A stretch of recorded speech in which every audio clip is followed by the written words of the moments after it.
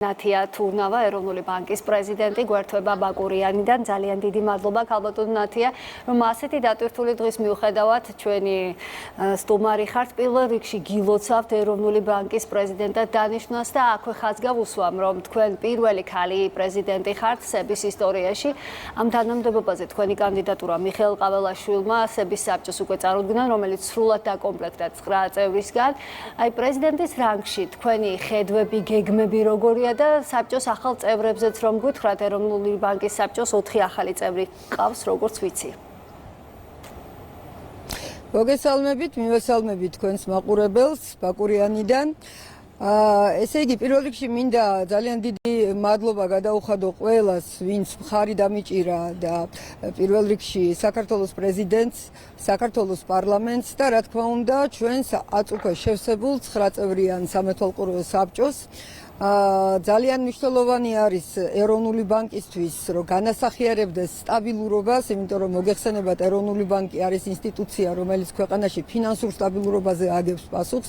შესაბამისად, ჩვენი მენეჯმენტ სტრუქტურების სტაბილურობა, ის რომ ჩვენი სამეთვალყურეო საბჭო სრულად არის ახლა წარმოდგენილი მაღალი რანგის პროფესიონალებით და პრეზიდენტი ყავს, ასე ვთქვათ, კანონის თანახმად ჯერ არჩეული და შემდეგ დანიშნული ბანკს ძალიან მნიშვნელოვანი გზავნილია ზოგადად და ვფიქრობ, რომ ჩვენ პრინციპში მუშაობდით სრული დატვირთვით, მიუხედავად იმისა, რომ ჩვენ საბჭოს აკლდა 4 წევრი, მაგრამ ვასრულებდით ჩვენს მოვალეობას და მივიღეთ ჩვენი მონაწილეობა იმაში, რომ ქვეყანაში სტაბილურად დაბალი არის ინფლაცია, ფასები სტაბილურია და მთლიანობაში ეკონომიკური ვითარებაც არის საკმაოდ სტაბილური, მაკროეკონომიკური პარამეტრები ძლიერი, მაგრამ რა თქმა უნდა, ეხლა კიდევ უფრო ეფექტურად შევასრულებთ ჩვენზე დაკისრებულ მოვალეობებს. გეგმები იგივეა, რაც აქამდე გქონდა, ეს არის ჩვენი მთავარი მანდატის აღსრულება, ჩვენი მთავარი კონსტიტუციური მანდატის, ეს არის ფასების დონის სტაბილურობის უზრუნველყოფა, კვლავაც რომ ინფლაცია მიზნობრივთან ახლოს იყოს და ფინანსური სტაბილურობის ხელშეწყობა ბაზარზე, რაც ყველაფერი ერთად თავის მხრივ მდგრად ეკონომიკურ განვითარებას უწყობს ხელს. ამ მიმართულებით გავაგრძელებთ ახლა ჩვენი გუნდი. ძალიან მიხარია სხვათა შორის, რომ ჩვენ სამეთვალყურეო საბჭოს შეემატა პროფესიონალი ადამიანები, ეს უნდა აღვნიშნო, ანუ პროფესიონალური ნიშნით მოხდა შევსება, აქედან უმრავლესობა ისეთი ადამიანია, ვინც მრავალი წლის განმავლობაში ნამუშევარია საბანკო სტრუქტურებში და ეროვნულ ბანკშიც, კარგად იცნობს ამ სისტემას და ერთმანეთს შევავსებთ, კიდევ უფრო მეტი სინერგია იქნება ამ თვალსაზრისით და შევასრულებთ ჩვენზე დაკისრებულ მოვალეობას ეფექტურად. საერთაშორისო სარეიტინგო სააგენტო Standard & Poor's-მა საქართველოს სუვერენული რეიტინგი უცვლელი დატოვა. ანგარიში კი იმედოვნებს, რომ ეროვნული ბანკი შეინარჩუნებს ფრთხილ მონეტარულ პოლიტიკას არსებულ გაურკვევლობის ფონზე. რამდენად ზღუდავს არსებული გამოწვევები და გეოპოლიტიკური ვითარება ეროვნულ ბანკს იყოს უფრო თამამი გადაწყვეტილებებში? ეს ყოველშორის მნიშვნელოვანი ფაქტი არის, რომ ერთ-ერთმა წამყვანმა საერთაშორისო სარეიტინგო სააგენტომ Standard & Poor's-მა უცვლელად დატოვა ჩვენი სუვერენული რეიტინგი და განსაკუთრებით პერსპექტივა, სტაბილური პერსპექტივა. ეს არ არის ხშირი შემთხვევა მსოფლიოში დღესდღეობით, როდესაც მართლაც გლობალური გამოწვევები ძალიან მაღალ ნიშნულზეა და გაურკვევლობას უფევს ზოგადად გეოპოლიტიკურად რეგიონშიც მათ შორის და ასე დროს საქართველოს ინარჩუნებს სტაბილურობას და ინარჩუნებს მიმზიდველობას ინვესტორების წინაშე, იმიტომ რომ ეს პირველ რიგში არის ინდიკატორი ინვესტორებისთვის. ეს ნიშნავს იმას, რომ ქვეყანა კვლავაც არის უსაფრთხო და მიმზიდველი ინვესტიციებისთვის, გვაქვს დაბალი ინფლაცია, გვაქვს თანმიმდევრულად მაღალი ძლიერი ეკონომიკური ზრდა. ჩვენი პოლიტიკა, ეროვნული ბანკის პოლიტიკა ასე დროს ყოველთვის უნდა იყოს დაბალანსებული, ჩვენ ზოგადად ჩვენი მოწოდებით ვართ უფრო კონსერვატიული, ასე ვთქვათ, ინსტიტუცია, რომელიც ყველა რისკს უნდა ითვალისწინებდეს. პირველ რიგში, რა თქმა უნდა, გლობალური რისკებია, ეს არის შესაძლო სავაჭრო ომები, ტარიფების დაწესება, დეგლობალიზაციის პროცესები, სხვადასხვა სამხედრო კონფლიქტის გაჭიანურება ან ახალი კონფლიქტების წარმოჩენა და ესკალაცია.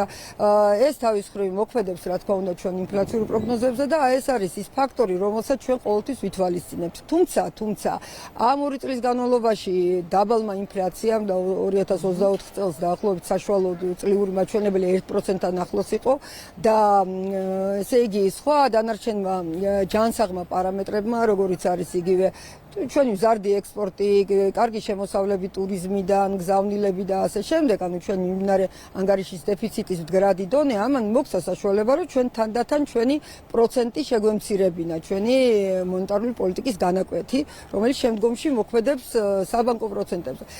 რა თქმა უნდა, სასურველი იქნება ალბათ ყველასთვის, რომ ეს პროცესი უფრო სწრაფად მიმდინარეობდეს, მაგრამ მეორე მხრივ ჩვენ ყოველთვის უნდა გავითვალისწინოთ რისკები და თუ კი ასე ვთქვათ არაფერი ისეთი განსაკუთრებული ჩვენ სირგლივ არ შეიცვლება, ჩვენ კლავაც გავაგზავნებთ ჩვენ ფრთხილ პოლიტიკას და ნელ-ნელა შევამცირებთ განაკვეთს, მივახლოვდებით უფრო ნეიტრალურ განაკვეთს 7%-ს, დღესდღეობით 8%-ზე ვართ ჩვენ გაჩერებული, მაგრამ უნდა აღინიშნოს, რომ ჩვენი სიფრთხილის და მიუხედავად ეკონომიკა ძალიან ძლიერად ვითარდებოდა, ძლიერად იზრდებოდა და კლავაც ერთ-ერთი მაღალი მაჩვენებელი მთელს ფართო რეგიონში ექნება საქართველოს.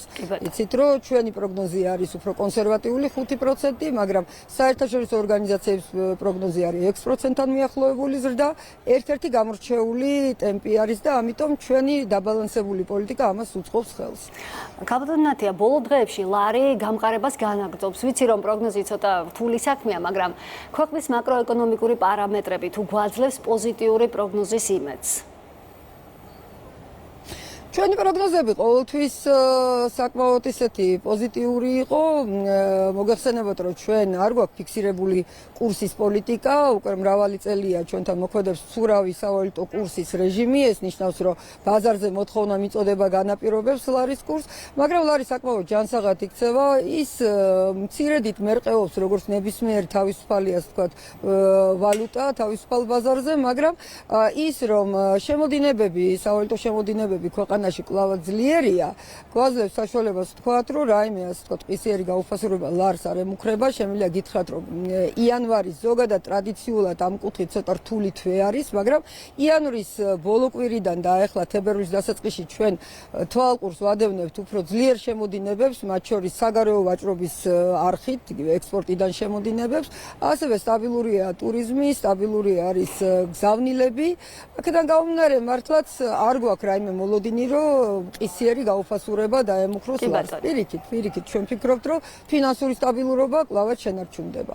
და ბოლოს მოკლედ რომ გვითხრათ და მაყურებელს რომ ვუთხრათ, ბაკურიანიდან თქვენი ჩართვის მიზეზი, როგორც ცნობილია, ახვალ ბაკურიანში ოფიციალურად აიღებს სტარტს ევროპის სამთრის ახალგაზრდული ოლიმპიური ფესტივალი, რომლის ფარგლებშიც ეროვნული ბანკი დღეს ბაკურიანი 2025-ის თემაზე შექმნილი საკოლექციო მონეტის პრეზენტაციას მართავს. უფრო დეტალურად რომ გვითხრათ დღევანდელ ღონისძიებებზე, მოკლედ, იმიტომ რომ ჩვენი დრო იწურება.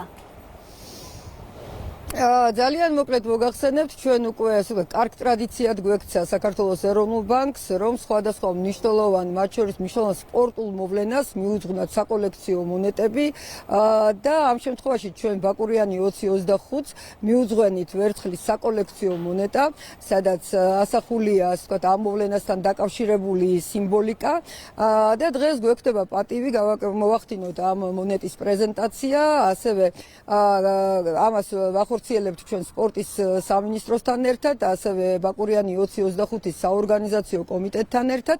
გვაქვს პატივი, რომ გადავცეთ ეს მონეტა ბაკურიანელ მკვიდრ სპორტსმენებს, ჩვენ ლეგენდარულ სპორტსმენებს, მათ შორის ბატონ კობაწაკაძეს, ვინც სახელი გაითქვა ტრამპლინიდან ხტომაში, ასევე ტრაგიკულად დაღუპული ნოდარ ქუმარიტაშვილის ოჯახს და ჩვენი პატივი არის, ჩვენი ძალიან დიდი პატივია ჩვენთვის და ძალიან მოხარულები ვართ, რომ ჩვენი წვლილი შეგვაქვს იმაში, რომ ბაკურიანმა და მთლიანად საქართველოს, მაგრამ ამ კონკრეტულად ზამთრის კურორტმა სახელი გაითქვა მსგავსი მაღალი დონის საერთაშორისო სპორტული ღონისძიებების მასპინძლობაში. ყველას ულოცავთ და განსაკუთრებით ბაკურიანელებს ულოცავთ ამ უზარმაზარ წარმატებას. კი ბატონო, მეც გილოცავთ და წარმატებებს გისურვებთ.